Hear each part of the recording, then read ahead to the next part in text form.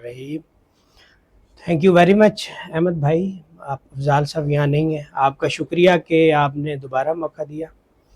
पहले एक सेशन हम लोग कर चुके हैं इस टॉपिक के ऊपर, तो जो इसका रिमेनिंग पार्ट है उसको हम इंशाल्लाह अभी करते हैं।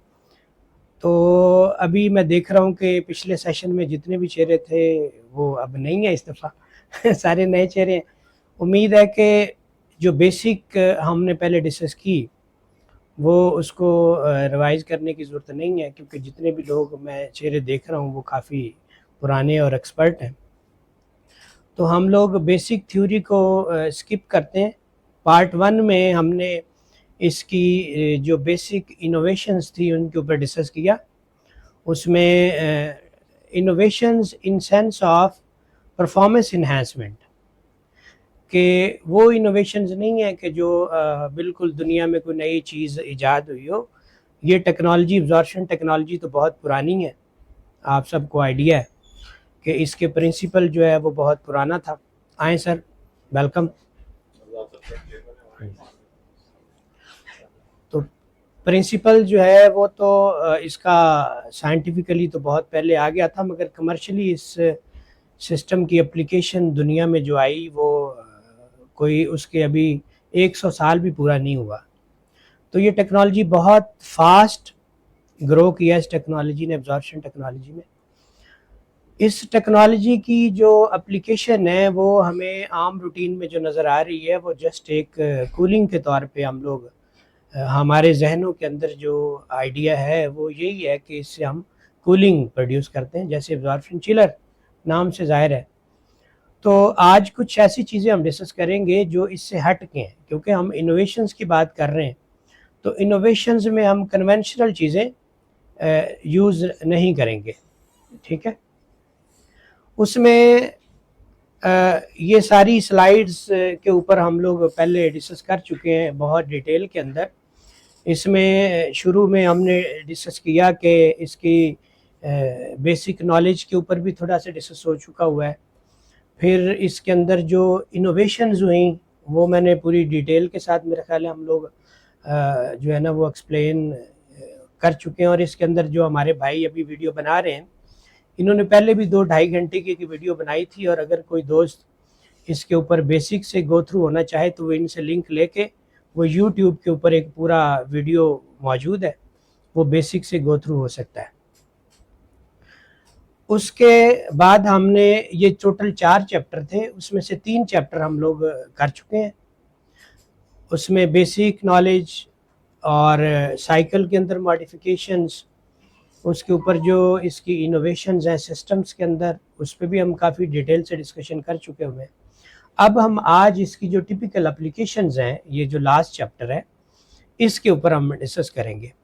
इसमें एप्लीकेशंस में शायद जो ऑपरेशन मेंटेनेंस के लोग हैं उनके लिए वो बेनिफिशियल ना हो चीज़ें, मगर जो लोग डिज़ाइन से रिलेटेड हैं या सिस्टम सेलेक्ट करते हैं उनके लिए वो चीज़ें बहुत ज़्यादा हेल्पफुल होंगी इंशाअल्लाह ताला। इसमें बेसिक नॉलेज में हमने पूरी डिटेल से के साथ इसका 2-3 मिनट में गो थ्रू हो जाते हैं। डिटेल के साथ हमने डिस्कस किया कि इसकी जो बेसिक साइकिल है रेफ्रिजरेशन के वो कितने हैं। वो 2 साइकिल हैं जो कन्वेंशनली इस वक्त अवेलेबल हैं, एक वेपर कंप्रेशन सिस्टम और एक vapour absorption system. Vapour compression में हम लोग कंप्रेस करते हैं वेपर्स को, जो लो टेम्परेचर वेपर्स हैं, और वेपर एब्जॉर्प्शन में हम लो प्रेशर वेपर्स को एब्जॉर्ब करके किसी दूसरी जगह पे लेके जाते हैं। इसकी पूरी हमने एंट्रोपी और इंथाल्पी के मुतल्लिक पूरा हम डिस्कस कर चुके हैं पहले। उसके बाद इसके जो एब्जॉर्प्शन सिस्टम का वर्किंग प्रिंसिपल है ये भी उस पहले हम डिस्कस कर चुके हैं कि ये प्योर एक साइंटिफिक मशीन है। इसकी जो ट्रबल शूटिंग है या इसकी जो पूरा सिलेक्शन है वो बहुत ही ज़्यादा डिटेल्ड नॉलेज चाहिए उसके लिए। तो बेसिक जो हीट ट्रांसफ़र और थर्मोडायनेमिक्स का नॉलेज है वो बहुत ज़रूरी है इस सिस्टम को समझने के लिए। तो वो हम पिछली दफ़ा कर चुके हैं। इसकी किस तरीके से इसका पूरा साइकिल जो है वो एक टेम्परेचर और कंसंट्रेशन के हिसाब से हम लोग ड्रॉ करते हैं सिस्टम का। इसके अंदर कुछ लॉज यूज़ होते हैं, तो उसको अगर मैं कंबाइन करके कहूँ तो इसमें जो है ना आपको जो जनरल गैस इक्वेशन है वो यूज़ होती है। तो जर्नल गैस इक्वेशंस में जिसमें चार्ल्स लॉ और बॉयल्स लॉ का कम्बिनेशन है, वो आप लोगों को पता होना चाहिए कि किस तरीके से हमारे वेपर्स और लिक्विड्स और ये जो रेफ्रिजरेंट के फ्लूइड्स हैं, इनकी जब फेज चेंजेस होते हैं तो उसके अंदर किस तरीके से कौन कौन सी चेंजेस किस किस जगह पे हो रही हैं थर्मोडायनेमिक पॉइंट ऑफ व्यू से। तो ये आपको पता होना बहुत ज़रूरी है। फिर हमने इसके ऊपर डिस्कस किया, इसके बेसिक साइकिल को डिटेल में डिस्कस कर चुके हैं। फिर हमने इसके ऊपर एक डिस्कस किया था कि ये हीट अवेलेबल हीट के हिसाब से, क्योंकि डिफरेंस क्या है एब्जॉर्प्शन और कंप्रेशन में, डिफरेंस ये है कि एब्जॉर्प्शन सिस्टम जो है वो हीट के ऊपर ऑपरेट होता है, इसका जो फ्यूल है वो हीट है, वो किसी किस्म की भी हीट हो सकती है। जबकि जो वेपर कंप्रेशन सिस्टम्स हैं, कंप्रेशन के अंदर एक प्राइम मूवर है, प्राइम मूवर जिस चीज़ से घूम रहा है वो उसका एनर्जी इनपुट होगा। प्राइम मूवर अगर बिजली की मोटर है तो वो इलेक्ट्रिकल ऑपरेटेड होगा। जैसे सऊदी अरब और इधर दूसरे मुल्कों में डिस्ट्रिक्ट कूलिंग सिस्टम मौजूद हैं, तो वहाँ एक जो सेंट्रीफ्यूगल चिलर है वो 5,000 10,000 टन की सिंगल मशीन होती है। तो उसके लिए इतनी बड़ी मोटर तो नहीं, उसके लिए स्टीम टरबाइन और gas turbine as a prime mover इस्तेमाल होती है। तो इसलिए जो भी उसका ड्राइविंग फोर्स होगी वो उसका एनर्जी इनपुट होगा। ठीक है, तो हम ये भी कह सकते हैं, शायद आपके लिए बड़ी ये अजीब बात लगे, कि वेपर कंप्रेशन सिस्टम भी गैस ऑपरेटेड हो सकता है। नहीं, उसके साथ अगर हमने गैस टरबाइन लगाई हुई है छोटी सी, तो इस तरह के सिस्टम जो हैं वो हम इसके बेसिक डिफरेंस को कर चुके हुए हैं। फिर हमने एक एक साइकिल्स के अंदर जो इसकी टेक्नोलॉजिकल हर सिस्टम को हमने अलग डिस्कस किया कि वाटर के साथ, हॉट वाटर के साथ किस तरीके से इसका वर्किंग है, स्टीम के साथ, फिर single effect, double effect, triple effect, ये हम लोग पहले डिस्कस कर चुके हुए हैं। फिर अगर आपके पास वेस्ट हीट मौजूद नहीं है तो डायरेक्ट फ्यूल के साथ किस तरीके से इसका एप्लीकेशन है, स्टीम। फिर ये है कि अगर आपके पास कोई वेस्ट हीट मौजूद है फ्लू गैस की शक्ल में, जैसे इंजन आपके पास लगे हुए हैं, पावर हाउस लगा हुआ है, उसकी जो फ्लू गैस है उसको आप यूटिलाइज करना चाहते हैं, या कोई गैस टरबाइन लगी हुई है उसकी एग्जॉस्ट को यूज़ करना चाहते हैं, या जैसे हमारा चश्मा जो न्यूक्लियर प्लांट है हमारा, उसकी गैस स्टीम टरबाइन की एक्सट्रैक्शन के ऊपर उन्होंने चिलर लगाए हैं। आपको आइडिया होगा कि वो थोड़ी सी एक्सट्रैक्शन लेके उन्होंने तकरीबन को 3-3 हज़ार टन की फी, हाँ वो 1 2 3 4 के इस पे उन्होंने फ्री की कूलिंग है, ये एक उसमें 1 रुपया भी खर्चा नहीं है। तो स्टीम टरबाइन की एक्सट्रैक्शन के ऊपर अभी हम लेकर प्रोजेक्ट कर रहे हैं बहुत बड़ा, 2-2.5 हज़ार टन का ना, यहाँ पे मुल्तान में, वो भी एक्सट्रैक्शन के ऊपर है, फ्री कूलिंग। तो एब्जॉर्प्शन टेक्नोलॉजी जो है वो बात करने का मकसद ये था कि एब्जॉर्प्शन टेक्नोलॉजी उस जगह के ऊपर फ़ायदा मंद है जहाँ पे हमको वेस्ट हीट अवेलेबल हो।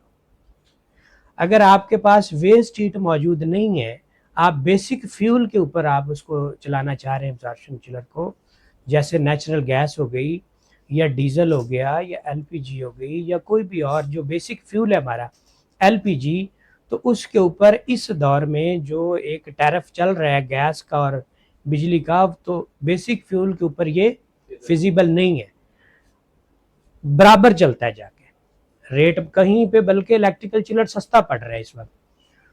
तो ये इसकी एप्लीकेशन एब्जॉर्प्शन टेक्नोलॉजी की वेस्ट हीट की शक्ल में है। अगर आपके पास वेस्ट हीट मौजूद है तो फिर इसका कोई कंपैरिजन नहीं है बिजली के साथ, फिर ये हर लिहाज से बेनिफिशियल है। इस वेस्ट हीट की वजह से इसकी मार्केट अपनी जगह पे मौजूद है पूरे पाकिस्तान में, इसकी मार्केट कभी भी ख़त्म नहीं होगी। तो एब्जॉर्प्शन चिलर्स जो हैं, ये एब्जॉर्प्शन टेक्नोलॉजी जो है ये ख़त्म नहीं हो सकती पाकिस्तान में, इंडस्ट्री के अंदर ये रहेगी हमेशा।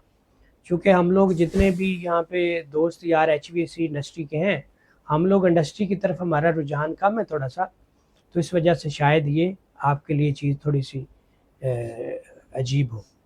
बाकी हमने इसके सारे जो इनोवेशंस थी वो डिस्कस कर चुके हैं कि इसके सॉल्यूशंस का फ्लो, इसकी फिर इनोवेशंस क्या थी, सॉल्यूशन में किस तरीके से, सारी ये हम लोग डिस्कस कर चुके हैं डिटेल के साथ। साइकिल के अंदर इसकी परफॉर्मेंस इन्हांस करने के लिए, इसकी COP इन्हांस करने के लिए क्या क्या चीज़ें लगी, हमने डिस्कस किया कि एक तो स्टीम की शक्ल में कंडेंसेट हीट एक्सचेंजर एक इनोवेशन थी इस सिस्टम के अंदर, जो बेसिक पहले जब ये चिलर इन्वेंट हुआ था 1945 में कमर्शियली बना, तो उस वक्त ये टेक्नोलॉजी नहीं थी। उसके बाद ये कंडेंसेट हीट एक्सचेंजर इसके अंदर लगा और उससे परफॉर्मेंस इन्हांस हुई, एनर्जी इनपुट कम हो गई तो सीओपी इन्हांस हो गई। फिर दूसरा एक इसके अंदर और इनोवेशन आई जो पहले जब ये at the time of design नहीं था, वो थी कि इसका रेफ्रिजरेंट जो कंडेंसर से निकल रही होती है वो काफ़ी हाई टेम्परेचर होती है, जिसको हमने कंडेंसर में जाके लिक्विफाई करना है या लिक्विफाई है ऑलरेडी, उसको मज़ीद हमने सब कूलिंग करनी है उसकी कूलिंग वाटर के साथ। तो उसके लिए कंडेंसेट हीट एक्सचेंजर है, ये भी अभी दुनिया में 1-2 कंपनियां लगा रही हैं, ये भी एक नई इनोवेशन है। इससे सीओपी काफ़ी ज़्यादा इन्हांस हुई है इस सिस्टम के साथ भी। उसके बाद फिर हमने एक और चीज़ जो है वो डिस्कस की कि फ्लू गैस एग्जिट, क्योंकि एनर्जी जो कंजर्वेशन एजेंसीज हैं पूरी दुनिया में, वो कहती हैं कि आप ये जो बड़ी हाई टेम्परेचर फ्लू गैसेज आसमां फ़िज़ा में छोड़ रहे हैं ये सही नहीं है। तो उसके लिए कुछ कंपनीज़ ने इसके अंदर काम किया और इसके इकोनोमाइज़र डिज़ाइन किया। इसके फ्लू गैस जो एग्ज़िट टेम्परेचर आपका, आपने देखा होगा आपकी साइड के ऊपर वो 200-150 के करीब रहता है, तो वहाँ एक इकोनोमाइज़र लगा के उसको लेस देन 100 करके हवा में छोड़ा है। तो ये एक बहुत बड़ी इनोवेशन थी, इसको भी 2-3 साल हुए हैं इस इनोवेशन को। ये भी बड़ी अच्छी, इससे भी साइकिल एफिशिएंसी इन्हांस हुई है। तो ये भी इनोवेशन थी। ये सारी चीज़ें हैं जो पीछे हम डिस्कस कर चुके हैं और इसको अब हम दोबारा जस्ट हल्का सा 5 मिनट के लिए रिवाइज कर रहे हैं। तीसरी फिर इसमें ये इनोवेशन थी कि मल्टीपल एनर्जीज़ को जो हमने कंबाइन कर दें एक जगह के ऊपर, कि अगर किसी जगह के ऊपर थोड़ा सा हॉट वाटर मौजूद है, थोड़ी सी स्टीम मौजूद है, थोड़ी सी फ्लू गैसेस कहीं पे मौजूद हैं, तो हम उसके लिए अलग अलग 4-5 चिलर्स लगाने की ज़रूरत नहीं होगी। उसके लिए हम लोग क्या करेंगे कि एक ही कंबाइन मल्टीपल सिस्टम जो है वो लगा देंगे। ये भी एक किस्म की इनोवेशन थी। तो ये हम लोग बड़ी डिटेल के साथ पहले डिस्कस कर चुके हैं। ये सारा कम्बिनेशंस जो है वो सारा हो चुका है। आज की जो हमारा चैप्टर है वो डिटेल के साथ भी, और इसको जल्दी जल्दी करेंगे क्योंकि आगे फिर नमाज का टाइम हो जाएगा और मेरे ख्याल में कोई इंटरटेनमेंट टाइम भी होगा। उसमें हम 5 सिस्टम्स को जल्दी से जल्दी कोशिश करते हैं कवर करने की। ये जो हमारा आज का टॉपिक है टिपिकल एप्लीकेशंस का, इनोवेशंस के साथ, वो नहीं है कि सिंपल इसका क्या एप्लीकेशन है, वो नहीं, हम थोड़ा सा टिपिकल हट के इस पे काम करेंगे। तो इसमें 5 सिस्टम है। एक है HRC सिस्टम, यानी हीट रिकवरी, हीटिंग, उसमें कूलिंग भी है और हीटिंग भी है, दोनों से हम इसका हीट रिकवरी कूलिंग भी कर सकते हैं, हीटिंग भी कर सकते हैं, वो है। फिर हम CCHP की तरफ जाते हैं कि हम इसके एप्लीकेशंस के ऊपर कंबाइन जो है वो कूलिंग, हीटिंग एंड पावर, वो सिस्टम भी इसके ऊपर लग सकता है। फिर यह है कि कहीं से प्रोसेस से हमें कोई टिपिकल प्रोसेस जो है, आम प्रोसेस नहीं, टिपिकल प्रोसेस से हमको कोई मिल जाए कोई हीट, तो उसको यूटिलाइज करके इनोवेशंस की तरफ आए। या फिर हीट रिकवरी, हीटिंग सिस्टम जो है ना, कूलिंग, हमारे उस्ताद बैठे हुए हैं कमर रजा साहब, ये मेरी बात को वेट करेंगे कि कूलिंग से ज़्यादा बड़ा सिस्टम है हीटिंग का, और ये दुनिया में बहुत ज़्यादा इसकी एप्लीकेशंस हैं। मैंने चाइना में देखा है कि पूरे पूरे शहर की डिस्ट्रिक्ट हीटिंग सिस्टम डिज़ाइन होता है। वो एक बिल्डिंग के लिए हीटिंग सिस्टम डिज़ाइन नहीं है। डिस्ट्रिक्ट कूलिंग तो मशहूर है दुबई, अरब वगैरह में। डिस्ट्रिक्ट हीटिंग सिस्टम, हाँ, यूरोपियन कंट्रीज़, या मैं चाइना में, हमारी अप्रोच है चाइना तक, यूरोप तो कभी गए नहीं। तो वहाँ पे मैंने देखा है पूरे पूरे शहर की हीटिंग का कंबाइंड सिस्टम एक जगह पे लगता है, और फिर हॉट वाटर जो है ना वो बेचा जाता है जैसे बिजली बेची जाती है। तो हॉट वाटर, हाँ जी जी जी जी जी जी। तो ये भी हम थोड़ा सा देखेंगे कि एब्जॉर्प्शन टेक्नोलॉजी के साथ ये हम कैसे कर सकते हैं। और फिर एंड पे एक चैप्टर है जो बहुत इंटरेस्टिंग है, वो इसका पार्ट तो नहीं है मगर वो मैंने इसमें ऐड कर दिया है, जो टर्बाइन्स होती हैं, गैस टर्बाइन्स, उसकी इनलेट एयर कूलिंग के ऊपर हम इस टेक्नोलॉजी को यूटिलाइज करके, एब्जॉर्प्शन टेक्नोलॉजी को यूटिलाइज करके हम लोग साइकिल एफिशिएंसी इन्हांस कर सकते हैं। तो ये हमारी आज की 5 चैप्टर्स हैं, इनको हम इंशाल्लाह कोशिश करते हैं जल्दी जल्दी करने की। पहला इसका कि हम इसकी यूटिलाइजेशन किस तरीके से कर सकते हैं, तो दो हम वेस्ट हीट रिकवरी के जो सिस्टम्स हैं वो दो है। इंडस्ट्री से जब हमको वेस्ट हीट मिलती है, या तो हम इससे कूलिंग कर सकते हैं, वो 5 डिग्री सेंटीग्रेड से 20 डिग्री सेंटीग्रेड तक हम चिल्ड वाटर प्रोड्यूस कर सकते हैं। इट डिपेंड्स अपॉन कि हमारे पास किस लेवल की हीट मौजूद है। जिस लेवल की हीट होगी उतना हम, अगर स्ट्रांग हीट हमारे पास मौजूद है तो हम लो टेम्परेचर प्रोड्यूस कर सकते हैं। अगर हमारे पास वीक जो है वो हीट मौजूद है, वीक स्ट्रेंथ की, तो हम उससे थोड़ा सा high temperature chilled water produce कर सकते हैं। दूसरा है heat recovering heating system. Heating system के अंदर हम लोग 40 डिग्री सेंटीग्रेड से 175 degree centigrade with the help of absorption technology हम लोग ये हीटिंग प्रोड्यूस कर सकते हैं। तो इन दो सिस्टम्स के ऊपर हम थोड़ा थोड़ा भी डिस्कस करते हैं किस तरीके से। अब सबसे पहले हम कूलिंग सिस्टम को डिस्कस करते हैं। अब हम ये एक पहले चार्ट देखते हैं कि हमारे पास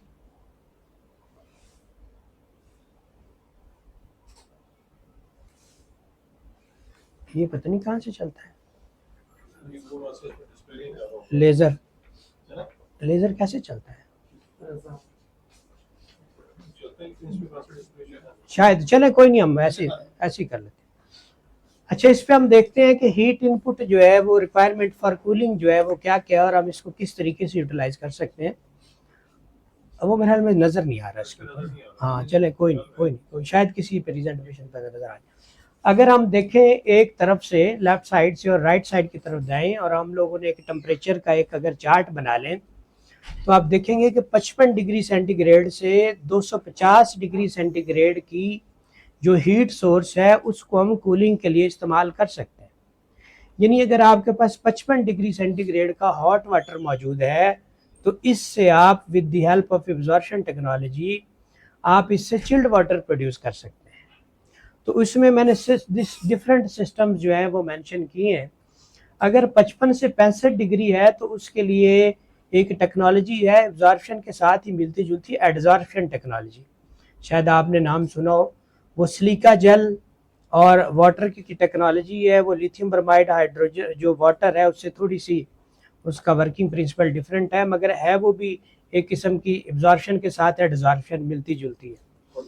तो वो उस टेक्नोलॉजी से हम लोग ये हीट रिकवर कर सकते हैं, क्योंकि एब्जॉर्प्शन टेक्नोलॉजी जो है वो इतने लो टेम्परेचर के ऊपर काम नहीं करती।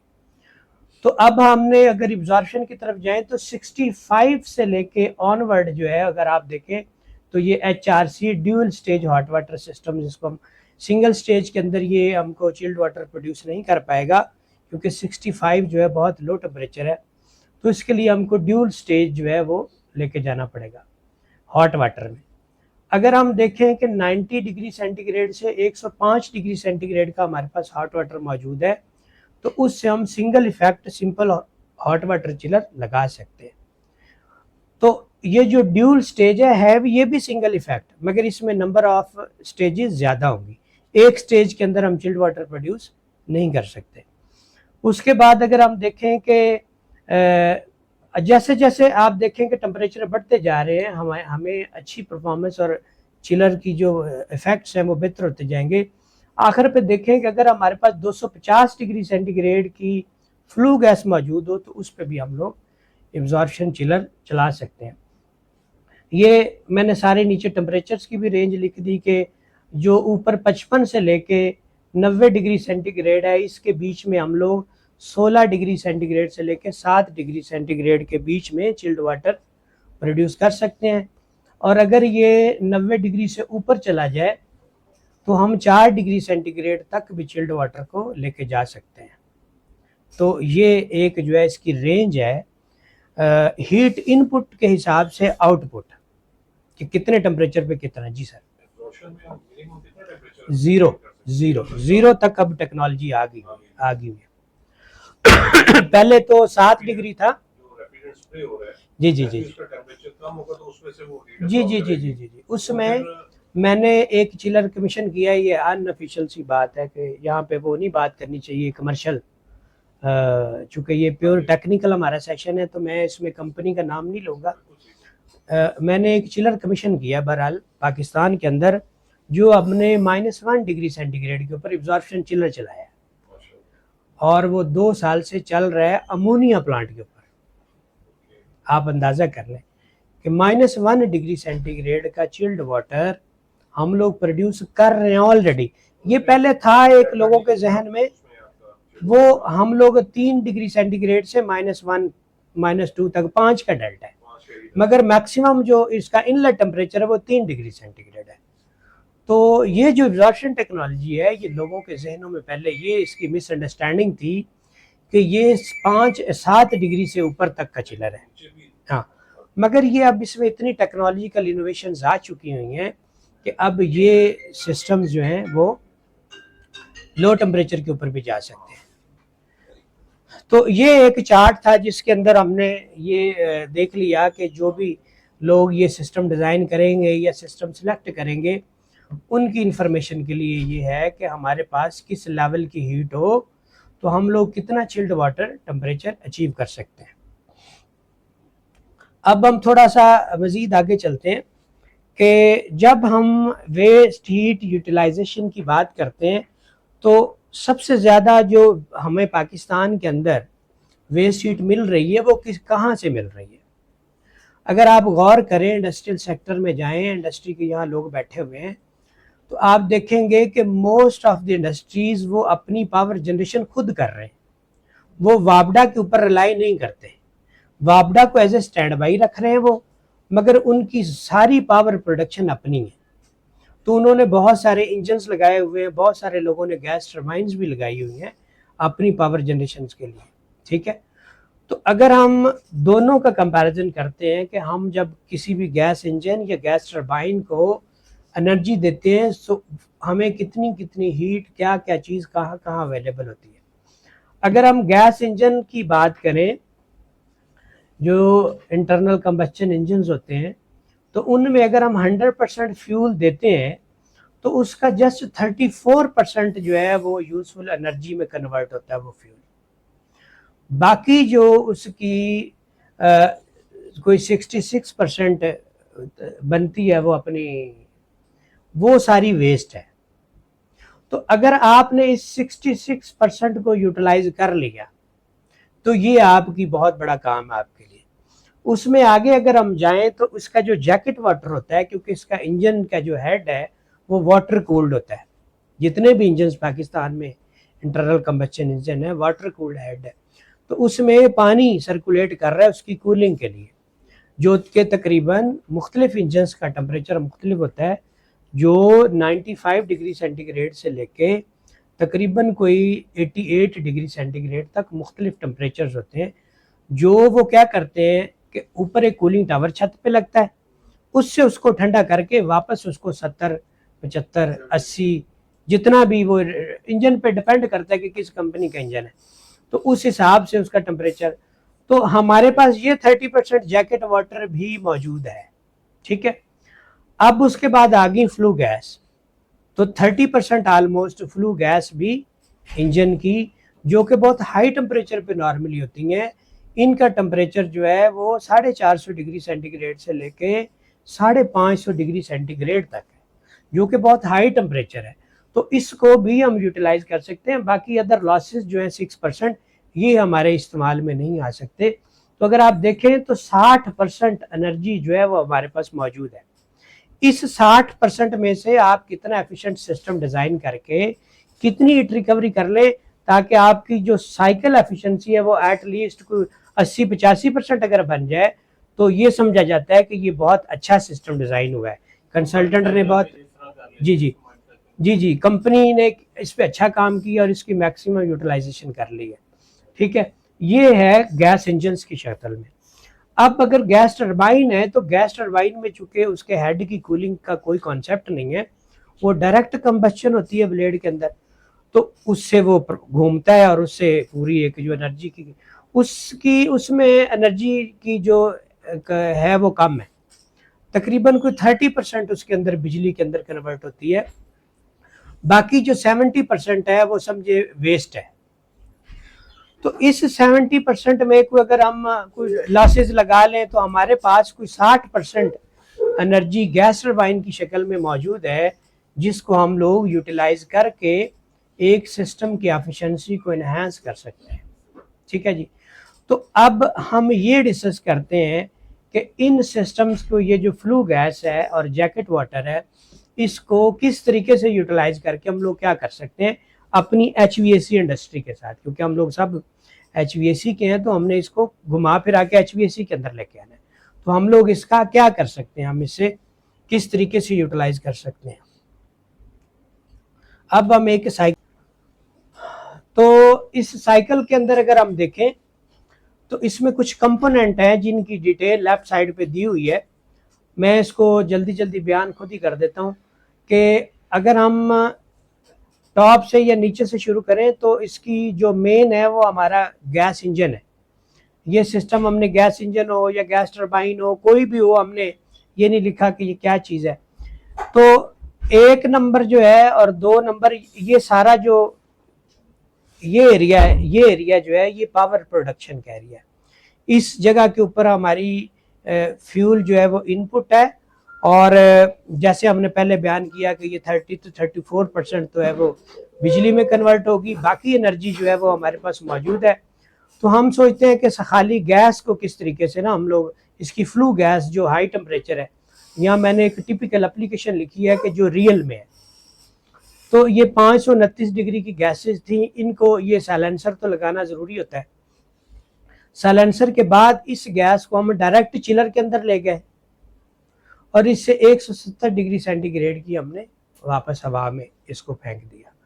तो इससे हम यूटिलाइज करेंगे इस फ्लू गैस को to produce 7 degree centigrade chilled water.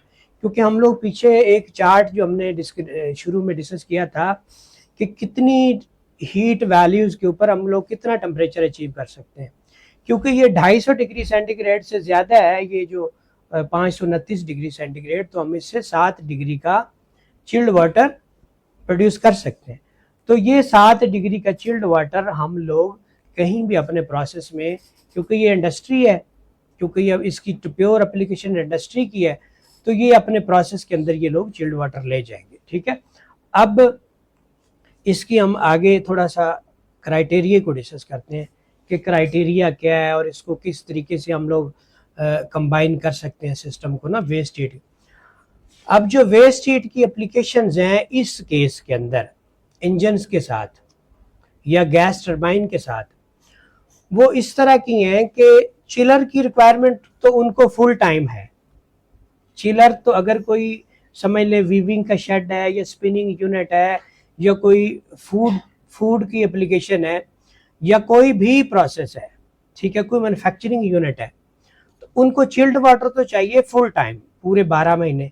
मगर हो सकता है उनको उनका गैस इंजन या gas turbine during shut down maintenance वो बंद हो जाए, तो उसके दौरान वो लोग फिर क्या करते हैं, वो साथ मल्टीपल ऑप्शंस के ऊपर काम करेंगे कि उसमें साथ स्टैंड बाई ऑप्शंस भी आ जाए। उसमें किस तरीके से है कि इसकी मेन लिमिट है फ्लू गैस की, वो मैं पहले ही आपसे बयान कर चुका हूँ कि वो 250 डिग्री सेंटीग्रेड से अगर फ्लू गैस का टेम्परेचर ज़्यादा है तो हम यूज़ कर सकते हैं। अगर फ्लू गैस का टेम्परेचर 250 डिग्री से नीचे है तो फिर इसकी यूटिलाइजेशन चिल्ड वाटर के लिए सही नहीं है।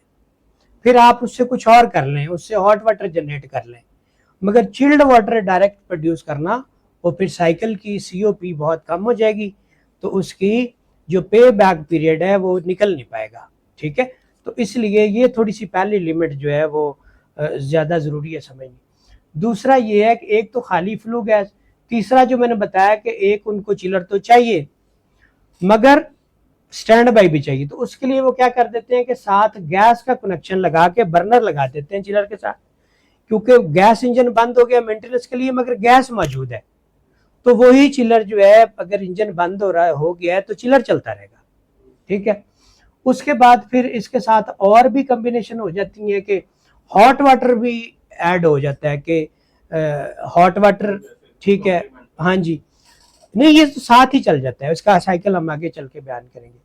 फिर ये है कि मल्टी सिस्टम, फिर उसमें 3-4 फ्यूल ऐड करते हैं, तो इसमें रिक्वायरमेंट जो है ना वो बड़ी ज़रूरी है। बीइंग ए कंसल्टेंट आपको पता हो कि मेरे पास, अगर आपको कोई क्लाइंट फ़ोन करे और आपसे कहे जी ये मेरे पास है तो मैं क्या करूं, तो आप उसको बता सकें। तो उसके लिए मैं थोड़ी सी आपसे रिक्वेस्ट करूंगा, flue gas temperature should be more than 250 degree centigrade अगर आप कम्बिनेशन में यूज़ कर रहे हैं। उसके बाद इसका अगर आप हॉट वाटर के साथ कम्बिनेशन में यूज़ कर रहे हैं तो it should be more than 90 degree centigrade. अगर आपका hot water temperature less than 90 degree centigrade है तो वो कम्बिनेशन के अंदर इस्तेमाल नहीं हो सकता, अलग से इस्तेमाल हो सकता है कि उसके लिए आप अलग चिलर लगा लें, मगर कम्बिनेशन में इस्तेमाल नहीं हो सकता। और अगर आप इसके साथ जो है वो इसका कोई स्टीम भी ऐड करना चाहते हैं तो it should be also more than 4 बार। वो यहाँ पे मैं मेंशन करना भूल गया हूँ, तो वो 4 बार से ऊपर होनी चाहिए। तो हम इसको समराइज करते हैं कि flue gas temperature should be more than 250 degree centigrade, hot water should be more than 90 degree centigrade and steam should be more than 4 बार। तो ये कम्बिनेशन जो है वो इसके साथ यूटिलाइज हो सकते हैं। अब आप एक छोटा सा मैंने चार्ट बना दिया इस जगह के ऊपर कि अगर आपसे कोई सवाल कर ले कि भाई मेरे पास इतनी गैस मौजूद है तो मैं कितना चिल्ड वाटर प्रोड्यूस कर सकता हूँ। इसकी वैसे तो पूरी एक थर्मल कैलकुलेशंस है कि पूरी हमको हीट ट्रांसफ़र इक्वेशन लगा के उसकी हीट निकालनी पड़ती है। उसके बाद फिर हम डिसाइड करते हैं कि अवेलेबल हीट क्या है और उससे हम COP के हिसाब से कितनी आउटपुट ले सकते हैं। मगर एक चार्ट मैंने दिया है यहाँ पे तकरीबन कोई 100 टन से लेके 500 टन का। उसके अंदर ये जो दी हुई हैं फ्लू गैसेस के रिक्वायरमेंट डिफरेंट जो है वो कैपेसिटी के ऊपर डिफरेंट फ्लो रेट है। तो उससे मैंने एक रूल ऑफ थंब निकाला है कि 1 टन के लिए अगर आपको कोई आपसे रफ पूछता है कि यार मुझे इतनी फ्लू गैस है तो मैं कितने टन में से प्रोड्यूस हो जाएंगे, तो आप ये 27.7 kg का एक जो है ना वो रूल ऑफ थंब के तौर पे पर टन की आप उसको कैलकुलेशन फौरन ही करके बता दें कि भाई तुम्हारे पास इतनी फ्लू गैस मौजूद है तो तुम इतने टन का चिलर लगा सकते हो। हाँ, ये एवरेज 480 एवरेज है। 480 क्योंकि जब ये इंजन चल रहे होते हैं ना किसी भी कंपनी के हो पार्शियल लोड के ऊपर इनका टेम्परेचर हाई होता है और जैसे जैसे ये फुल लोड के ऊपर जाते हैं इनका टेम्परेचर कम होता जाता है फ्लू गैस, क्योंकि उसकी पावर कंजम्पशन, पावर प्रोडक्शन बढ़ जाती है, उसकी एफिशिएंसी बढ़ जाती है।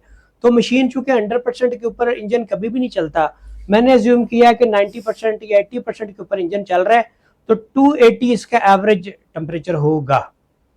तो उसके ऊपर जो मैंने कैलकुलेशन एक पूरी वो करके एक्सेल की शीट के ऊपर, तो उस पर जो एक निकाला है चीज़ वो ये निकाली है कि तकरीबन कोई 27.5 kg या 27 या 7 जो एक्यूरेट मैंने निकाली है। ये आप लोग जो है वो फौरन ही कैलकुलेटर के ऊपर कैलकुलेट करके एक अपने क्लाइंट को सेटिस्फाई कर सकते हैं कि भाई तेरे पास इतनी फ्लू गैस, अगर फॉर एग्जांपल 1 मेगावाट का इंजन है तो रूल ऑफ थंब ये है कि उससे 200 टन का चिलर चल जाता है। एक्यूरेट तो वो आपको जब बताएगा कि मेरे पास इतनी मेरी गैसेज जा रही हैं, मगर फिर भी जो है वो आपको being a designer of the system और कंसल्टेंट वो आपको इन चीज़ों का आइडिया होना चाहिए थोड़ा सा। जो भी आपने बताया कि 1 मेगावाट पे अप्रॉक्सीमेटली 200 टन जी की आउटपुट ले सकते हैं।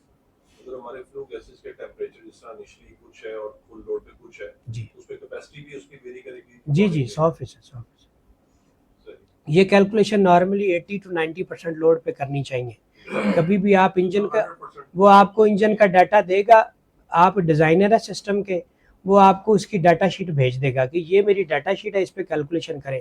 उसके ऊपर सारी वैल्यूज़ 100% के ऊपर होती हैं। तो इंजन 100% पे नहीं चलता, तो आप उसकी जब भी कैलकुलेशन करें आप 90% से 80% के बीच में रहें। हाँ, वो जो भी आपने रखनी हो 90 से 80 के बीच में रहे। जी सर।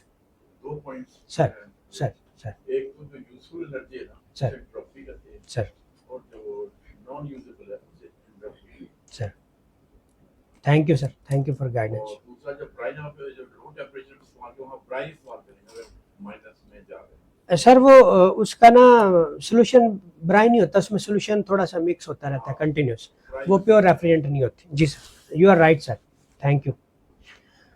तो ये था एक फ्लू गैस की यूटिलाइजेशन हम किस तरीके से करें, और उसको जो है ना कहाँ तक हम अपने जो आपके क्लाइंट हैं, आपके जो यार दोस्त हैं, आपको फ़ोन करते हैं, आपको वो डिस्कस करते हैं कि मेरे पास ये चीज़ लगी हुई है, आप HVAC के इंजीनियर हैं, आप डिज़ाइनर हैं, आप कंसल्टेंट हैं, तो हमको थोड़ा सा गाइड करते हैं कि हम इससे क्या कर सकते हैं। तो आप एक रूल ऑफ थंब, ऐसे एक्यूरेट कैलकुलेशंस जो है वो आप इसकी हीट ट्रांसफ़र इक्वेशन लगाएंगे, इसकी कैलोरीफिक वैल्यू फ्लू गैस की वो चूँकि चेंज होती है विद रिस्पेक्ट टू इसका टेम्परेचर्स और प्रेशर, इसलिए वो मैं उसको नहीं आपको कांस्टेंट नहीं बता सकता, इसकी specific heat at constant pressure होती है चूँकि, तो बाकी वो हीट ट्रांसफ़र इक्वेशन से एक्यूरेट निकल आएगा। मगर रूल ऑफ थंब के तहत आप लोग 27.7 kg पर टन एवरेज बताएंगे, तो 90 to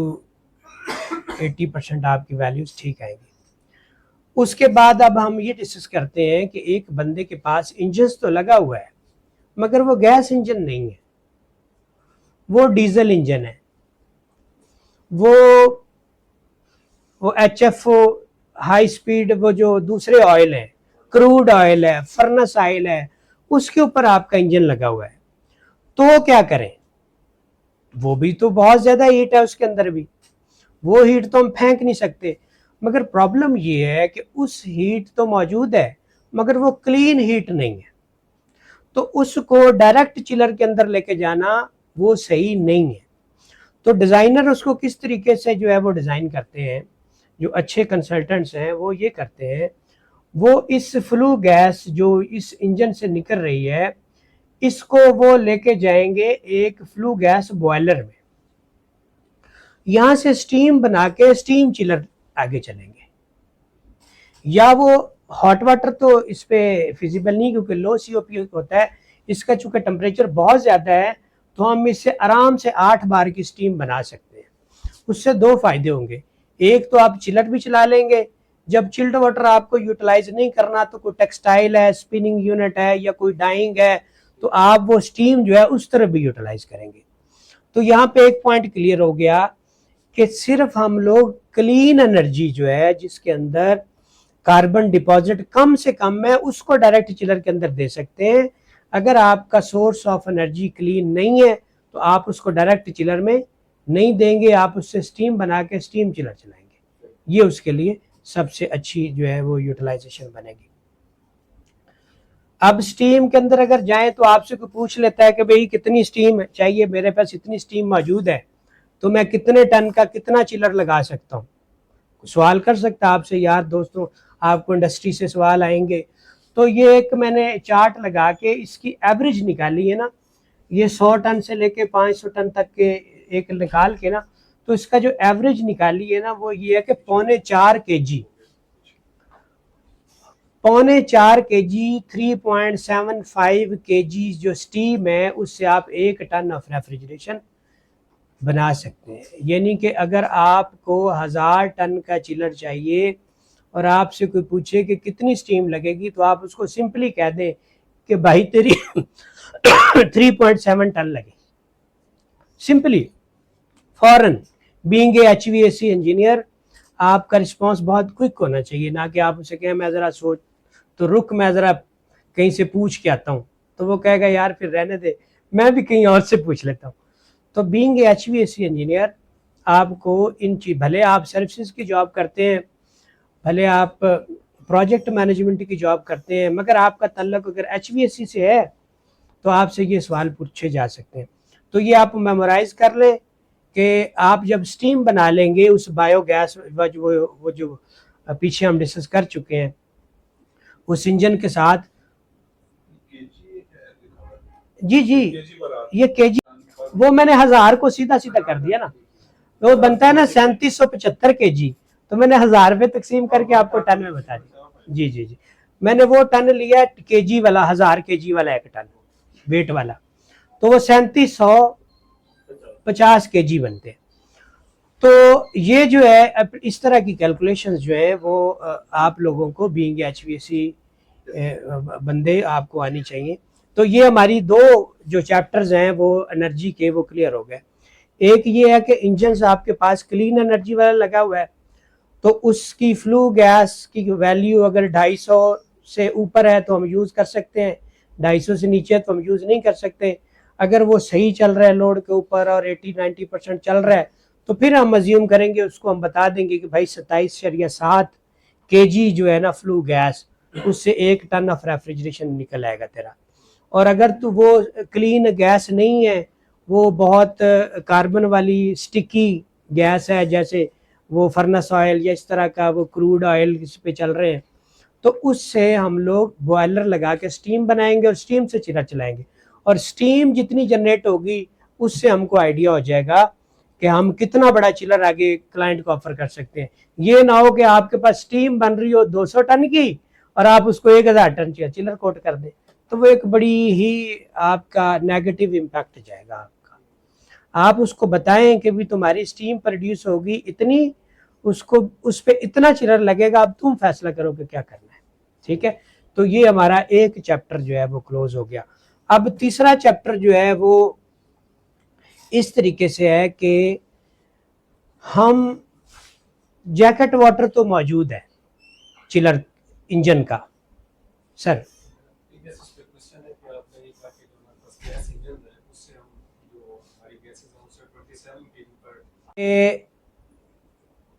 जो फ्लू गैस है उससे उसको भी हम डायरेक्ट यूज कर रहे हैं, उसके जैकेट वाटर को भी डायरेक्ट यूज कर रहे हैं, उससे कोई स्टीम बन रही है तो उसको भी डायरेक्ट यूज कर रहे हैं। ये सब कूलिंग के सिस्टम्स हैं। अब एक प्रोसेस टिपिकल, मैं ना आपको एक पॉलिएस्टर प्लांट का एक्सप्लेन कर दूं थोड़ा सा।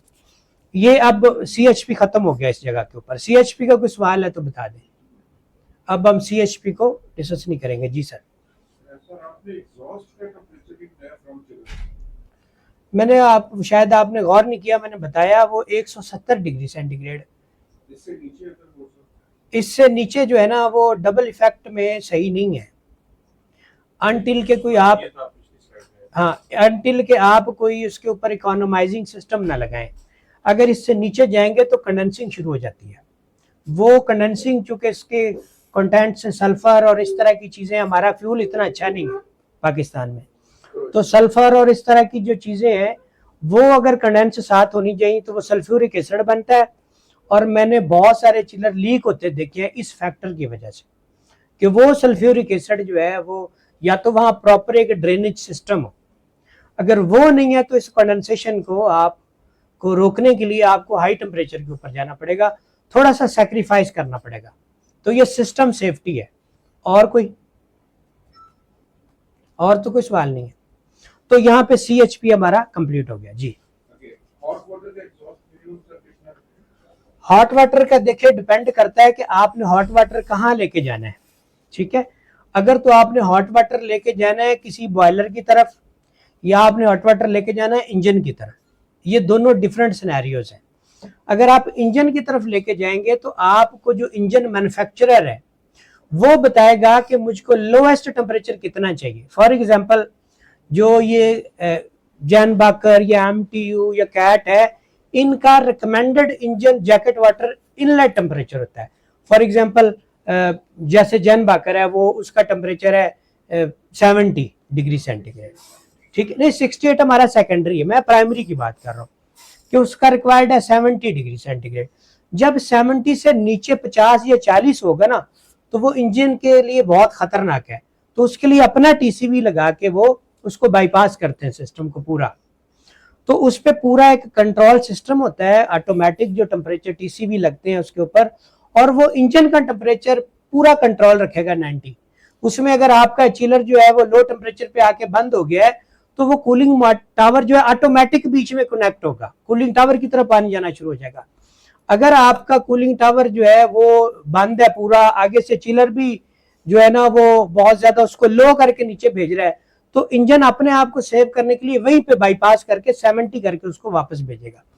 तो ये सारे पैरामीटर्स डिपेंड करते हैं आपके सिस्टम के ऊपर कि आपकी रिटर्न क्या है। वो तो अगर तो रिटर्न आपने बस फेंक देना है तो फिर मैक्सिमम यूटिलाइजेशन करें। अगर वो पावर हाउस है, इंजन है, तो इंजन को आप सर्टेन टेम्परेचर से नीचे नहीं लेके जा सकते। ये इंजन की सेफ्टी के लिए बहुत खतरनाक है। इंजन का हेड फट सकता है, डैमेज हो सकता है, क्रैक हो सकता है लो टेम्परेचर के ऊपर। इसी तरीके से जैसे हमारी गाड़ी के रेडिएटर फैन को हम ऑटो पे क्यों रखते हैं, इसलिए रखते हैं कि वो इंजन का टेम्परेचर जो 70 80 85 100 डिग्री के करीब रखना होता है वो मेंटेन रहे। ये आपके सवाल का जवाब और शुक्रिया।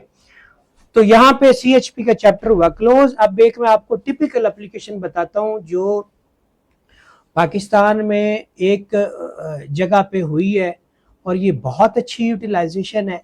फ्यूचर में भी शायद आप लोगों को बताने का मकसद ये है कि जहन में नशीन रखें कि कहीं पे इस तरह की एक पॉलिएस्टर प्लांट के ऊपर एक गैसेस का सेपरेशन कॉलम होता है, जहाँ पे ये इसके अंदर भी रिएक्टर्स होते हैं, केमिकल रिएक्टर्स होते हैं जो पॉलिएस्टर प्लांट होते हैं। तो जैसे वो न्यूक्लियर रिएक्टर होते हैं आपके, ये केमिकल रिएक्टर्स होते हैं, मगर हैं ये भी उसी कैटेगरी की चीज़ ही। इसके अंदर एक होता है गैसेस का सेपरेशन कॉलम। इसके अंदर एक गैस चलती है जिसका नाम ग्लाइकोल है। ग्लाइकोल को जो है ना वो ये वापस रिकवर करना चाहते हैं, इसको ये फेंकना नहीं है। ग्लाइकोल बहुत एक इम्पोर्टेंट उस प्रोसेस का हिस्सा है और इसको रिकवर करके सिस्टम को वापस भेजना है। इसके अंदर गैसेस भी होती हैं, इसके अंदर एयर भी होती है और बाकी भी गैसेस होती हैं, मगर इसके अंदर बहुत ही थोड़ी सी स्टीम भी होती है। उसको हम लोग कहते हैं स्टेरिफाइड स्टीम। स्टेरिफाइड इसलिए कि उसके अंदर बहुत से केमिकल मिक्स हैं और इसके ऊपर जो चिलर डिज़ाइन होगा वो बहुत ही क्रिटिकल मटेरियल्स होते हैं जो प्योर अलाइज नहीं होते, वो डिफरेंट अलाइज होते हैं, प्योर मटेरियल्स नहीं होते, डिफरेंट अलाइज होते हैं। वो सिस्टम जो है, और सबसे अजीब बात ये है कि इसका प्रेशर बहुत लो होता है। इसका मैक्सिमम प्रेशर 10 मिलीबार है, जो आपकी फूंक ये जो मारते हैं ना इससे भी कम है। 10 मिलीबार, 5 मिलीबार, 3 मिलीबार, ये इतना कम प्रेशर है कि शायद आपका हाथ भी इसको, मगर टेम्परेचर इसका 90-95 डिग्री सेंटीग्रेड होता है। तो इसके ऊपर एक जो है वो कंसल्टेंट है, चाइना का बहुत बड़ा कंसल्टेंट है, उसका मैं नाम भूल गया हूँ क्योंकि चाइनीज़ नाम थोड़े से मुश्किल होते हैं। उन लोगों ने ये काम किया कि उस स्टेरिफाइड स्टीम को यूटिलाइज किया एब्जॉर्प्शन चिलर के अंदर। ये नेशनल लेवल की कंपनी, चाइनीज़ गवर्नमेंट की, उन्होंने कंसल्टेंट ने उस स्टेरिफाइड स्टीम को यूज़ किया। इसका नेचुरल साइकिल क्या होता है कि ये ग्लाइकोल सेपरेशन टावर होता है, इसके अंदर स्टीम, गैसेस, ग्लाइकोल, एयर सब मिक्स होता है। इसको एक कंडेंसर में लेके जाते हैं, बहुत बड़ा रेडिएटर टाइप कंडेंसर होता है, एयर कूल्ड, और इसके साथ पंखे इतने बड़े बड़े लगे होते हैं, 100-100 200 किलो वाट की मोटरें साथ लगी होती हैं, बहुत बड़े बड़े रेडिएटर्स होते हैं ये। वो फिर कंडेंस करके वहां पे आगे डिफरेंट जगहों से वो पाइप निकाल के ग्लाइकोल को अलग लेके जाते हैं वापस, एयर को अलग निकालते हैं और बाकी जो गैसेज हैं उनको अलग वापस लेके जाते हैं, सब चीज़ों को। ये एक बहुत टेक्निकल काम है। केमिकल इंजीनियर्स जो है इसके अंदर बड़ी उनकी एक्सपर्टीज और ये चीज़ें चाहिए होती हैं। तो हमने इसके ऊपर क्या किया, उस कंसल्टेंट ने क्या किया कि उन्होंने इस स्टेरिफाइड स्टीम के ऊपर आगे एक चिलर लगाया जो 100% उसका मटेरियल, उसका डिज़ाइन कंपैटिबल था उस 5 मिलीबार के ऊपर, और उससे चिल्ड वाटर प्रोड्यूस किया 8 डिग्री का। ये सिस्टम चाइना में लगा हुआ है, एक आधा पाकिस्तान में भी है। चिल्ड वाटर प्रोड्यूस किया, इससे इसकी आउट के ऊपर जो स्टीम की कंडेंसेट निकलती है वहां से सारी ग्लाइकोल, क्योंकि ग्लाइकोल इसमें कंडेंस नहीं होती, एयर भी कंडेंस नहीं होती, मगर दोनों के स्पेसिफिक वॉल्यूम चूंकि डिफरेंट है तो उनको अलग अलग पॉइंट से उनको सेपरेट निकाल के तो वो वापस प्लांट के ऊपर चलेगी। तो ये एक ऐसी पाकिस्तान के अंदर इनोवेशंस आई हैं पॉलिएस्टर इंडस्ट्री के अंदर कि इस जगह के ऊपर भी HVAC इंडस्ट्री पहुंच गई है कि ये एक फील्ड रह गई थी केमिकल इंडस्ट्री की, जहां से जो है ना उन्होंने with the help of HVAC इसकी ग्लाइकोल भी रिकवर की। अब देखें इस पे सेविंग कितनी है। एक तो ग्लाइकोल भी सारी वापस चली गई, ये हीट जो निकालने के लिए इतने बड़े बड़े कुछ 400 किलोवाट की मोटरें थी वो भी बंद हो गई सारी, और चिल्ड वाटर फ्री में मिल गया। सही बात। तो ये एक बहुत बड़ी HVAC इंडस्ट्री में इनोवेशन है। अगर किसी को डिटेल चाहिए हो तो बाद में मुझसे रब्ता कर लें। अगर कोई पॉलीमर इंडस्ट्री का बंदा है तो ये उसके लिए फ़ायदेमंद है। पाकिस्तान में अभी ना आ सके, अगले कोई 10 साल, जब तक यहाँ बड़ी ठंड है, प्रोग्राम ना शुरू हो जाए, तो ठंड तो यहाँ ख़त्म होती शुरू पाकिस्तान से तो ठंड गायब हो रही है, आना कहाँ है। एनीवे, हीटिंग सिस्टम में हम लोग जो है ना वो heat recovery with the help of absorption system, ये 20 डिग्री सेंटीग्रेड की हीट भी हम रिकवर कर सकते हैं with the help of absorption technology, और हम लोग 250 डिग्री सेंटीग्रेड की हीट भी रिकवर कर सकते हैं। इसके ऊपर फ़र्क क्या है कि जो ये लो टेम्परेचर बस 20 40 30 इसकी तरफ आके हमारे एब्जॉर्प्शन चिलर की बजाय एब्जॉर्प्शन हीट पंप लगता है। ये पाकिस्तान में कोई एक यूनिट भी नहीं लगा, क्योंकि हमारी बदकिस्मती ये है, सर सॉरी आपने गुस्सा नहीं करना, कि हमारा जो इंडस्ट्रियल कंसल्टेंट है ना उसकी अवेयरनेस नहीं है, सॉरी, उसको पता ही नहीं है कि हम एनर्जी कहाँ से कंजर्व कर सकते हैं। इसके ऊपर चाइनीज़ डिज़ाइनर्स ने बहुत ज़्यादा काम किया है, और वहाँ पे इतनी एनर्जी कंजर्वेशन की, इतनी हीट रिकवरी की प्रोसेस से, कि मैं अभी आपको एक टिपिकल एप्लीकेशन दिखाऊंगा जहाँ पे 3000 मिलियन रुपीस 5 महीने की सेविंग है। मैं आपको एक एप्लीकेशन अभी दिखाता हूँ थोड़ी देर में। तो heating system with absorption heat pump technology, ये एब्जॉर्प्शन चिलर से बहुत बड़ी फील्ड है। इसके ऊपर हमारे बदकिस्मती से कोई काम नहीं हो रहा, सॉरी। अगर इसमें अगर ये कंपनियां एब्जॉर्प्शन वाली बना रही हैं, बीइंग ए रिप्रेजेंटेटिव या expert of the absorption technology, आपको एक ऐसा सेशन करें जिसमें आप जो इंडस्ट्री के स्पेशली कंसल्टेंट्स जो इंडस्ट्री के साथ काम कर रहे हैं, आपके तो होगा और ऐसे भी लिंक होगा, उनको इस चीज की ऐसी अवेयरनेस, जब नई टेक्नोलॉजी की अवेयरनेस लोगों को आएगी तो उस पर वर्किंग भी करेंगे। जी, आपके तामन से कर लेंगे आप जो कि करता धरते हैं आप करें इस पे। जी सर, ये कहना चाह रहे हैं चाइना लेके जाए वहां सेशन, ये मैं आपको अकेले में बताऊंगा, इसका जवाब मैं यहाँ नहीं दे सकता जी। बात में OTTP स्टैंडर्ड है sir, overall thermal transfer sir, standard, उसकी एप्लीकेशन पाकिस्तान में है। बस सर ये एक बड़ी बीमारी है सर। अब हम इस टॉपिक को ख़त्म करें, मुझे चूँकि जो टास्क दिया गया था उसके ऊपर हम नहीं फुलफिल कर पा रहे। जी जी, तो ये जो है हीट पंप, इसमें इसका साइकिल जो है ना वो बहुत आसान है। मैं आपको एक इसका ना, ये बड़ी डिटेल्ड थ्योरी है, इसके ऊपर मैं सिर्फ आपको एक डायग्राम दिखा देता हूँ कि एक जो रिकवरी है ना, ये चिल्ड वाटर को, ये आप देख रहे हैं, फ़र्क सिर्फ इसका और चिलर का ये है कि ये चिल्ड वाटर जो है ना, ये समझे कूलिंग टावर है। मतीन, इस पे तुम गौर करो, ये जो यहाँ पे हमें चिल्ड वाटर मिलता है ना वेपोरेटर में, ये समझे कूलिंग टावर है। एक कूलिंग टावर आपका लगा हुआ है बहुत बड़ा किसी पावर हाउस के ऊपर, उसको आप कूलिंग टावर में पंखे चला के उसका पानी ठंडा करते हैं। आप उस हीट को रिकवर कर लें इस तरफ, और इससे हीट पंप की मदद से आप हाई टेम्परेचर हीट प्रोड्यूस कर सकते हैं। ये पूरा साइकिल है। आप ये कॉपी अगर कोई इंटरेस्टेड हो तो इनसे ले सकता है, पाकिस्तान HVAC सोसाइटी से। क्योंकि ये यहाँ पे एप्लीकेशन नहीं है तो इसकी हम ज़्यादा डिटेल में डिस्कस नहीं करते। फ़र्क सिर्फ और सिर्फ ये है कि आपने हीट को कहीं से एब्जॉर्ब करना है, एब्जॉर्ब करके तो हीट का लेवल इन्हेंस करना है। हीट पंप है, हीट पंप जो है वो आप समझे कि रेफ्रिजरेशन का जो रिवर्स साइकिल है वो हीट पंप है। अगर आप उसको ड्रा भी करें ना TS डायग्राम पे, तो रेफ्रिजरेशन साइकिल का रिवर्स साइकिल जो है ना वो हीट पंप है। ठीक है, तो ये समझे कि आप जो है ना वो एक ज़मीन है, ये जो जिसके ऊपर हम खड़े हुए अल्लाह पाक की, इसके नीचे बहुत हाई टेम्परेचर है, जितना जितना नीचे चलते जाएंगे, दुनिया जो है ना ग्राउंड थर्मल हीट पंप के ऊपर इतना काम कर रही है, उसके ऊपर मैं अभी आपको एक मिसाल थोड़ी सी आगे दूंगा जाके, कि ग्राउंड ज़मीन में जो पानी है वो फॉर सर्टन, आप इसको अगर थोड़ा सा नीचे कर लें इसकी ड्रिलिंग, तो आपको 200 डिग्री तक का भी पानी मिल सकता है जी।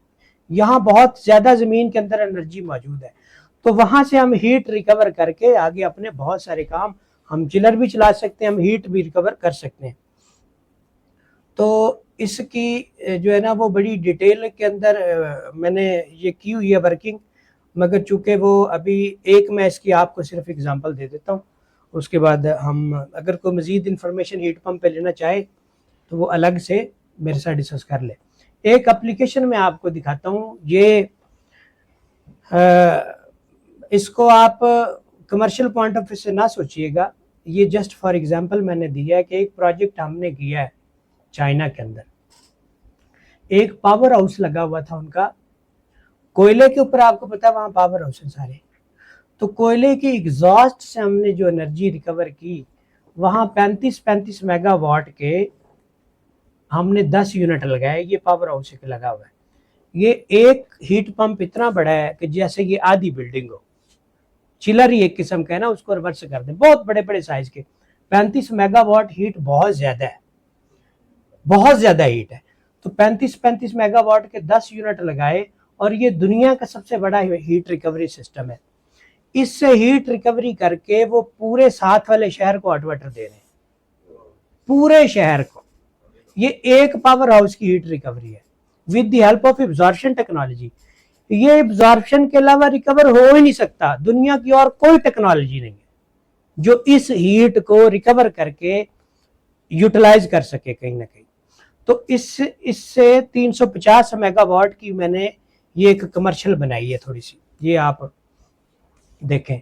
हम लोग जो है इस टेक्नोलॉजी के अंदर 40% हीट रिकवर करते हैं, सिर्फ 100% हम हीट रिकवर नहीं कर सकते, क्योंकि अल्लाह के भी तो कोई निज़ाम है ना, हर चीज़ इंसान के हाथ में तो नहीं है। तो इसकी अभी तक जो मैक्सिमम कैटेगरी 1 की हीट पंप्स हैं, उनकी 40% तक अभी तक वो गए हैं हीट रिकवरी में। हम 350 का अगर 40% भी ले तो 140 मेगावाट हीट बनती है। 140 मेगावाट की हीट रिकवरी है पर आवर, ये पर आवर है। अगर हम इसकी स्टीम बनाएं कि अगर हमारे पास 140 मेगावाट हो हमारे पास हीट, तो हम स्टीम कितनी बना सकते हैं। अगर कोई एनर्जी कैलकुलेशन वाला बंदा बैठा हुआ है, ये मैं थोड़ी सी एग्जांपल दी है, इसकी फोटो ले लें, बाद में कंफर्म कर लीजिएगा। हम 200 टन स्टीम पर आवर बना सकते हैं इस हीट से, ये इतनी ज्यादा हीट है, 200 टन स्टीम पर आवर। और इसको अगर हम 5 महीनों का एप्लीकेशन लें तो ये देखें ये कितनी बन गई, 7,22,401.2 टन स्टीम बन गई हमारी पर 5 मंथ। मैंने 100 RMB की ली है पर टन कॉस्ट। पाकिस्तान में ये कॉस्ट 100 RMB नहीं है, पाकिस्तान में ये कॉस्ट जो है इस वक्त जो इंडस्ट्री के लोग बैठे हुए हैं वो है 8 से 9 हज़ार रुपया पर टन स्टीम कॉस्ट, ये है तकरीबन 4,000 रुपया। अगर हम इसको पाकिस्तान के हिसाब से करेंगे तो ये फिर प्राइस डबल हो जाएगी, मगर हमने इसको जितना ही रहने देते हैं, चाइना के हिसाब से वो स्टेबल करेंसी है। तो उस पे जब ये सारी कैलकुलेशनें की तो ये देखें 2889.6 मिलियन रुपीस पर 5 मंथ की बचत है। इससे हम देखें क्या कर सकते हैं, 3,000 मिलियन रुपीस का हम यहाँ ये साहिवाल पे जो पावर हाउस लगा हुआ है, हम इसी की अगर हीट रिकवरी कर लें, 1200 मेगावाट का सिस्टम है वो, हम अगर इसी एक पावर हाउस की कर लेना तो इससे 2 शहरों की हम पैसे बना सकते हैं उनको चलाने के लिए। हमारे यहाँ 3-4 बड़े पावर हाउस लगे हुए हैं पाकिस्तान में, मगर इस पे कौन इनिशिएटिव ले। तो thank you very much for your attention. इसके ऊपर अभी 2-3 स्लाइडें थी, मगर वो चूँकि आपका ये टॉपिक जो है थोड़ा सा इररेलेवेंट है इसके ऊपर, तो शायद आपको ये बड़ा बोरिंग हो। कि जो केमिकल इंडस्ट्री के कोई दोस्त हैं वो इससे गो थ्रू हो जाएं बाद में लेके इनसे अतर भाई से। तो इसमें जो है ना बाकी बहुत सिस्टम है, बहुत ज़्यादा एनर्जी कंजर्वेशन की जा सकती है इंडस्ट्री से। आप इंडस्ट्री के अंदर जाएं as a energy conservation consultant, और आप उनको पहले अपना विजन क्लियर करें कि हम क्या क्या कर सकते हैं। ये देखिए मैंने एक इथानॉल का जो डिस्टिलेशन कॉलम होता है उसकी पूरी एक फिजिबिलिटी यहाँ बनाई है with the help of heat recovery. हम इससे हीट रिकवरी भी कर सकते हैं, चिलर भी चला सकते हैं, उनको एंड पे इथानॉल भी दे सकते हैं, शराब भी फ्री बना के देंगे हम उनको। यानी इतना अजान हो रही है मेरे मुंह, बहरहाल ठीक है, इथानॉल वही होती है, तो हम ये सब कर सकते हैं, ठीक है। तो ये सब HVAC है मेरे भाइयों, मैं आपको ये बताना चाह रहा हूँ, ये सब HVAC है। हमारा जो लफ्ज H है ना, H के ऊपर हम लोग बिल्कुल जीरो है। हीटिंग इतनी बड़ी फील्ड है, RAC उसके आगे कुछ नहीं है। हीटिंग बहुत बड़ी फील्ड है। अनफॉर्चुनेटली पाकिस्तान के अंदर हीटिंग जो है वो इंडस्ट्री के अंदर इतना बड़ा स्कोप है कि अगर किसी नौजवान पीछे बच्चे बैठे हुए हैं, इनकी अगर उतर जाए दिल में कोई बात, तो शायद ये बहुत बड़ी जो है ना इनके लिए एक काम होगा। ये कंसल्टेंट फ्यूचर में बन सकते हैं। अब आखिरी 5 मिनट वो है turbine inlet air cooling with the help of absorption technology. ISO की कुछ रेटिंग्स हैं उनके ऊपर से जो स्टैंडर्ड अप्लाई होता है ISO 3977।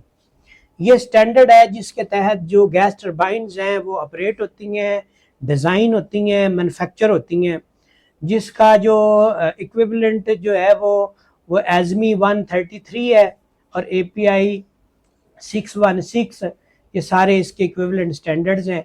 वो कहता है, ISO कहता है कि टरबाइन जो है उसकी जो एफिशिएंसी है मैक्सिमम, वो 15 डिग्री सेंटीग्रेड की अगर उसको एयर मिलेगी तो है। अब इसको देते हैं कंप्रेस्ड एयर। अगर जब टरबाइन का कोई अगर बंदा बैठा हुआ है, इसको ऐसे ब्लोअर से हवा नहीं देते, इसके अंदर इंजेक्ट होती है कंप्रेस्ड एयर, कंबस्चन जहां हो रही है।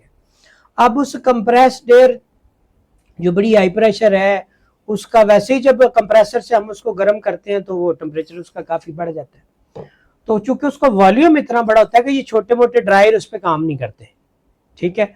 तो उसको 15 डिग्री सेंटीग्रेड कैसे करें ताकि हम अपनी गैस टरबाइन की एफिशिएंसी मैक्सिमम ले सकें।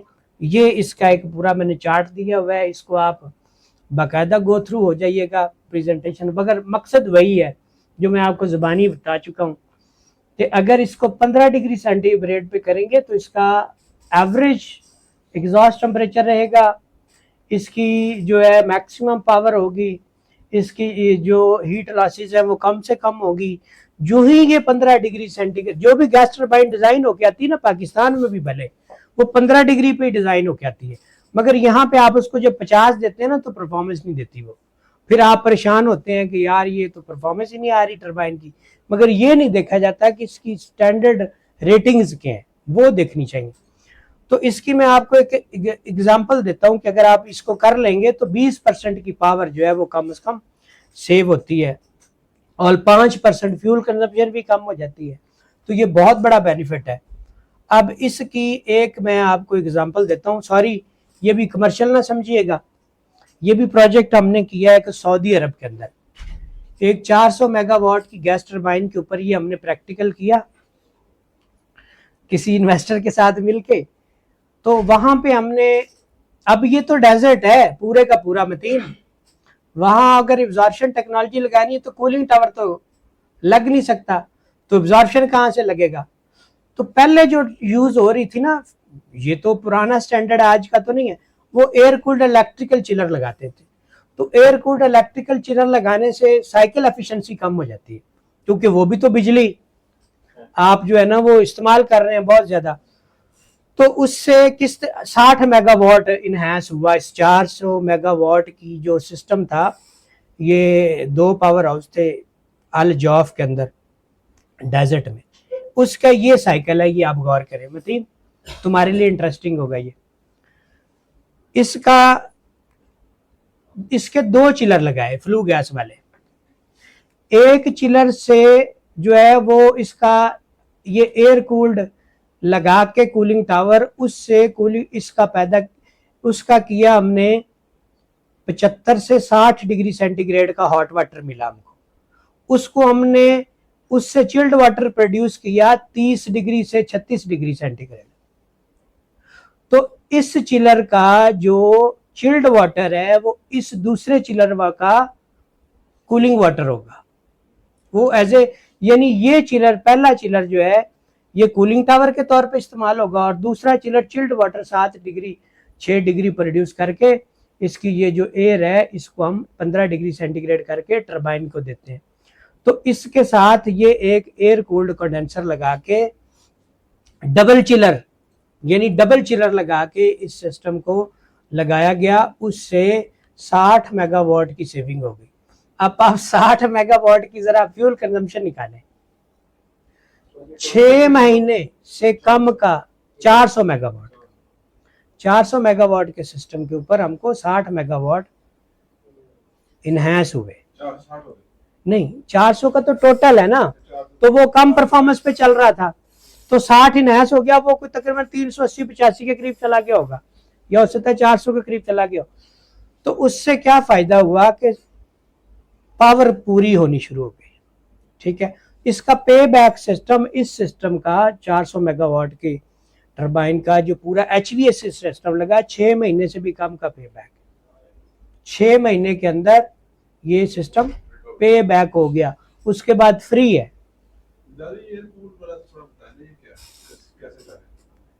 एयर कूल्ड कूलिंग टावर हाँ होते हैं दुनिया में, रेडिएटर टाइप होते हैं ये। तो इससे हम, डेजर्ट है ना, चूंकि डेजर्ट में वैसे ही 55-56 डिग्री सेंटीग्रेड तो हवा का टेम्परेचर है, तो उससे हम कितना का ठंडा कर सकते हैं, 60-65 डिग्री का ही होता है, तो 60-65 तक वो हमको दे देता है चिल्ड टेम्परेचर। तो वो 60-65 का जो चिल्ड कूलिंग वाटर है, उससे तो हम चिल्ड वाटर 30 डिग्री का हमने पैदा कर लिया। तो उस 30 डिग्री को हमने आगे दूसरे कूलिंग टावर में एज ए कूलिंग टावर इस्तेमाल किया। ये पूरी एक कंसल्टेंसी जॉब है जो हमने खुद की ना। अब हाँ